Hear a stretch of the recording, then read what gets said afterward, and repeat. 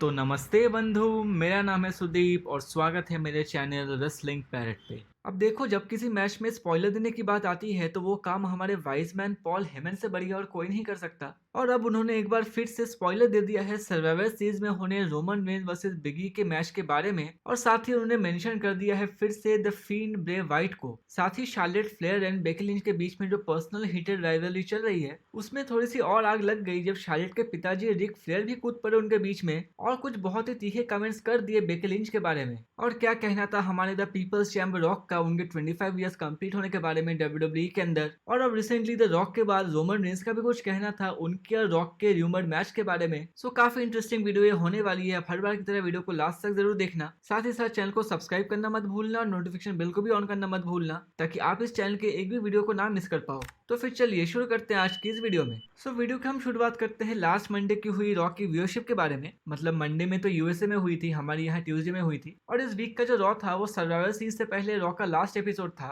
और हम काफी लोग एक्सपेक्ट कर रहे थे कि भाई कुछ इन्वेशन एंगल होगा, डब्ल्यूडब्ल्यूई सर्वाइवर सीरीज के लिए और भी कुछ बिल्डअप करेगी। इन्वेशन एंगल तो हुआ, उसोस ने आके अटैक किया बिगी के ऊपर, लेकिन फिर भी अगर हम ओवरऑल रॉ की बात करें तो मामला थोड़ा सा फीका ही रहा। और ये जो रॉ की बुरी हालत चल रही है उसका जीता जागता प्रमाण हम देख सकते हैं कि रॉ की व्यूअरशिप कितनी नीचे जा रही है। क्योंकि लास्ट ट्यूसडे को जो रॉ की व्यूअरशिप निकल के आ रही है वो है लगभग 1.58 मिलियन व्यूअर्स। अब ये जो व्यूअरशिप आई है वो लास्ट वीक से 2% अप तो है, लेकिन फिर भी इसको देख के कहीं से भी नहीं लग रहा कि ये सर्वाइवर सीरीज की रॉ की गो होम एडिशन है। नहीं तो आप ये देखो, ये जो सर्वाइवर सीरीज है ये डब्ल्यूडब्ल्यूई की साल में जो 4 बड़ी पेपर होती है, summer slam, royal rumble, WrestleMania, उसमें से एक मानी जाती है। लेकिन भाई देख के ऐसा लग रहा है कि डब्ल्यूडब्ल्यूई को इस साल की सर्वाइवर सीरीज से कोई लेना देना ही नहीं है। लेकिन चलो जो है सो है। लेकिन इसमें और मजे की बात पता है क्या है? आपको याद होगा मैंने आपको कुछ हफ्ते पहले बताया था कि स्मैकडाउन के एक शो ऑफ एयर जाने के बाद डब्ल्यूडब्ल्यूई ने ट्रिब्यूट द ट्रूप्स के लिए रिकॉर्डिंग करके रखी हुई है, जिसको डब्ल्यूडब्ल्यूई ने एयर किया था इस संडे को यानी कि 14 नवंबर को। और सरप्राइजिंगली वो वाली प्री टेप शो की जो व्यूअरशिप आई है वो रॉ से काफी ज्यादा है। क्योंकि देखो रॉ की जो व्यूअरशिप निकल के आती है वो हम देखते हैं कि लगभग 1.5-1.6 मिलियन के आसपास रहती है। लेकिन डब्ल्यूडब्ल्यूई का जो शो हुआ था ट्रिब्यूट द ट्रूप्स का, जिसके अंदर वो आर्म फोर्सेस को रिकॉग्नाइज करते हैं, उसकी व्यूअरशिप निकल के आई है 2.030 मिलियन व्यूअर्स। मतलब आप ये देख सकते हो ये तो रॉ के आसपास भी नहीं है, ये तो स्मैकडाउन के व्यूअरशिप के लेवल पे है। तो भाई इससे देख के वही लग रहा है कि रॉ जो है वो पहले जैसी रॉ बन चुकी है। ड्राफ्ट के आसपास, क्राउन जूल के पास रॉ की व्यूअरशिप थोड़ी सी ऊपर जा रही थी, लेकिन अब फिर से 1.5 के रेंज में आ चुकी है व्यूअरशिप। खैर हमें इसमें कोई माथापच्ची ज्यादा करने की जरूरत नहीं है, जो टेंशन लेने की जरूरत है विंस मैकमैन को लेनी है। हम आगे बढ़ते हैं और हम बात कर लेते हैं हमारे अगले अपडेट के बारे में।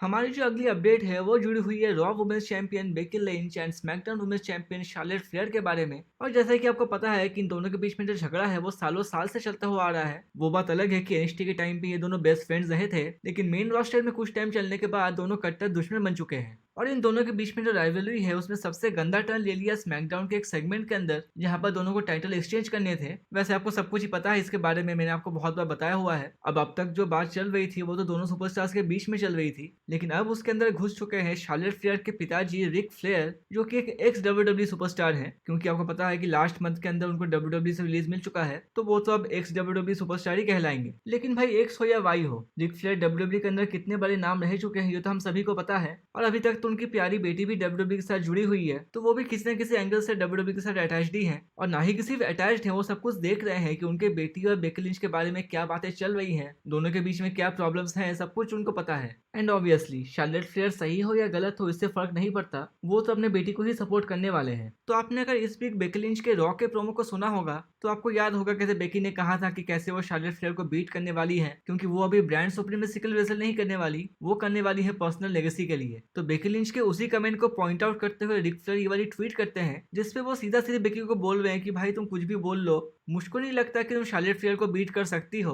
और तुम जो कोई भी हो, मैन हो, बिग टाइम बेक्स, या फिर तुम खुद को कुछ भी बोलती हो, तुम्हारे बिजनेस के अंदर ऐसा कुछ नहीं है जो कि तुम्हें बचा सके सर्वाइवर सीरीज के अंदर। और सिर्फ इतना ट्वीट करने के बाद रिक फ्लेयर शांत नहीं हुए। आपको पता है कैसे बेकी लिंच के एक निकनेम मैन भी कहा जाता है, और अगर आप रिक फ्लेयर को बहुत सालों से फॉलो कर रहे हो तो आपको पता होगा कि रिक फ्लेयर का एक नाम मैन भी था। तो उस बात को लेकर भी रिक फ्लेयर कमेंट करते हैं और ये वाली पोस्ट करते हैं, और वो बताते हैं कि कैसे उन्होंने अपना नाम मैन डब्ल्यूडब्ल्यूई को ट्रेडमार्क किया था, और वो निकनेम उन्होंने बेकी लिंच को दिया था आउट ऑफ रिस्पेक्ट, जिसपे बेकी लिंच ने तो मिलियंस कमा लिए लेकिन रिक फ्लेयर को कुछ भी नहीं मिला। लेकिन अब वो घुमा फिरा के बोल रहे हैं कि चाहे मैं सेल आउट कर लूं, चाहे मैं ट्रेडमार्क दे दूं डब्ल्यूडब्ल्यूई को, 40 साल रिक फ्लेयर मैन रहे हैं इसलिए WWE and Becky lynch man nickname को ओन नहीं करते हैं। द मैन तो हमेशा रिक फ्लेयर ही रहने वाले हैं। और लास्ट में वो ये भी लिखते हैं कि अगर तुम्हें नहीं पता देन आस्क योर हस्बैंड। तो यहाँ पे आप क्लियरली देख सकते हो कि जो मामला है वो पर्सनल से भी ज्यादा पर्सनल हो चुका है। मेरे हिसाब से तो सर्वाइवर सीरीज के अंदर जितने भी मैचेस हैं उन सब में से इसी मैच के लिए हाइप सबसे ज्यादा बनी हुई है। और उसका एकमात्र रीजन ये है कि दोनों की राइवलरी पर्सनल है, कोई स्टोरी लाइन एंगल नहीं है। और इन दोनों की कहानी जैसे चल रही है पब्लिक भी बहुत इंटरेस्टेड है, क्योंकि आपको पता है कि पब्लिक उसी में ज्यादा इंटरेस्टेड रहती है जो कि ज्यादा रियल लगे। और मेरे हिसाब से अगर ये वाला मैच शो को मेन इवेंट भी करता है तब भी बहुत फैंस को ज्यादा प्रॉब्लम नहीं होनी चाहिए। हमारी जो अगली अपडेट है वो जुड़ी हुई है पॉल हेमन के एक स्पॉइलर से, जो कि वो दे रहे हैं इस संडे होने वाली रोमन रेंज वर्सेस बिगी के मैच के बारे में। अब मैंने आपको अभी बताया कि अगर Charlotte Flair and Becky lynch का मैच मेन इवेंट में होता है तो उससे ज्यादा कोई फैंस को प्रॉब्लम होनी नहीं चाहिए। लेकिन मोस्ट प्रॉब्ली जो मैच सर्वाइवर सीरीज के अंदर मेन इवेंट करने वाला है वो है रोमन रेंज वर्सेस बिगी का मैच। अब भले ही इस मैच के पीछे रोमन रेंज के बाकी मैचेस जैसी हाइप ना हो, लेकिन फिर भी हमारे वाइज मैन पॉल हेमन एक पॉसिबल स्पॉइलर दे रहे हैं मैच के बारे में। तो हमारे वाइज मैन का ये कहना था कि देखो, मैं यहाँ पे एज्यूम नहीं कर रहा कि रोमन रेंज इस मैच को जीतने वाले हैं, मैं इसको ऐसे बताने जा रहा हूँ कि जो मैच का फिनिश होने वाला है वो पहले से निश्चित है। रोमन रेंज जो है वो बिगी को स्मैश करके रख देगा। और ये कोई अजम्पशन या प्रिजम्पशन या प्रिडिक्शन नहीं है, ये एक स्पॉइलर है। बिगी हो सकते हैं कि WWE के अंदर सेकंड बेस्ट चैंपियन हो, क्योंकि ऑब्वियसली वो WWE चैंपियन है,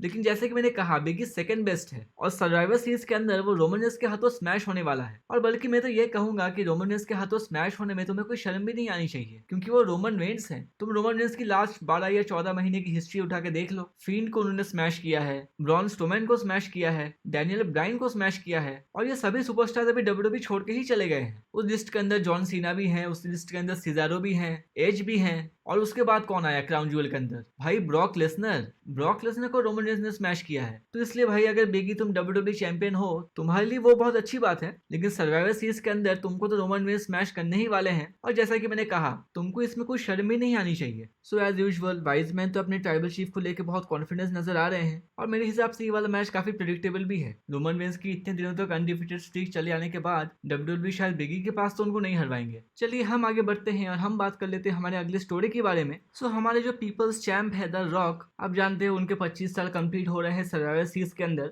लेकिन 1996 में जब रॉक ने डेब्यू किया था सर्वाइवर सीरीज के अंदर, वो डेट थी 17 नवंबर की। तो इस साल की सर्वाइवर सीरीज तो अभी तक नहीं हुई है, लेकिन जो ऑफिशियल डेट है रॉक की एनिवर्सरी की वो हो चुकी है। तो सबसे पहले द रॉक को कॉन्ग्रेचुलेशंस। हम माना कि वो WWE के अंदर रेगुलर नहीं है 25 सालों से, लेकिन फिर भी ये उनके लिए बहुत बड़ी अचीवमेंट है। और अपने इस अचीवमेंट के ऊपर रॉक ने ट्वीट किया है, जो कि आप देख सकते हो। वो लिखते हैं कैसे आज ही के दिन 25 साल पहले उन्होंने अपना पहला मैच रेसल किया था मैडिसन स्क्वायर गार्डन के अंदर। उसके बाद रॉक की जो जर्नी थी वो काफी अनप्रेडिक्टेबल और वाइल्ड रही है, और वो यहाँ पे सबको थैंक यू कहते हैं, स्पेशली फैंस को। और लास्ट में उन्होंने अपना थोड़ा सा मजाक भी उड़ाया उस टाइम के हेयर कट को लेके। वैसे इस टाइम द रॉक तो बाल्ड हैं, लेकिन जब उन्होंने डेब्यू किया था उस टाइम उनके सर पे थोड़े से बाल तो थे। अब आपको पता है रॉक की जो 25th ईयर एनिवर्सरी आ रही है, उसके लिए WWE के बहुत सारे करेंट सुपरस्टार ने रॉक का गेटअप लेके फोटोशूट करवाया है। और जब उनसे पूछो कि उनको कैसा लग रहा है, तो ज्यादातर यही कहते हैं कि हम रॉक के बहुत बड़े फैन रह चुके हैं, हम उनको बचपन से फॉलो करते हुए आ रहे हैं। लेकिन देख ऐसा लग रहा है कि हमारे जो मंडे नाइट मसाया है सेथ रॉलिंस, वो कुछ ज्यादा इंप्रेस नहीं है रॉक की अचीवमेंट से। और इसको दिखाने के लिए हमारे रॉलिंस बाबा अपने ट्विटर अकाउंट पे ये वाली फोटो पोस्ट करते हैं, जिसके अंदर जो शील्ड है उन्होंने रॉक को पावर बम दिया था 2013 के अंदर। तो सिंपली यहाँ पे सेथ रॉलिंस यही दिखाना चाहते हैं कि तुम जितने ही महान क्यों ना हो, तुमने तो मेरे हाथों में मार खाई है। तो हमारे सेथ रॉलिंस तो कभी मौका नहीं छोड़ते अपने आप को महान दिखाने का।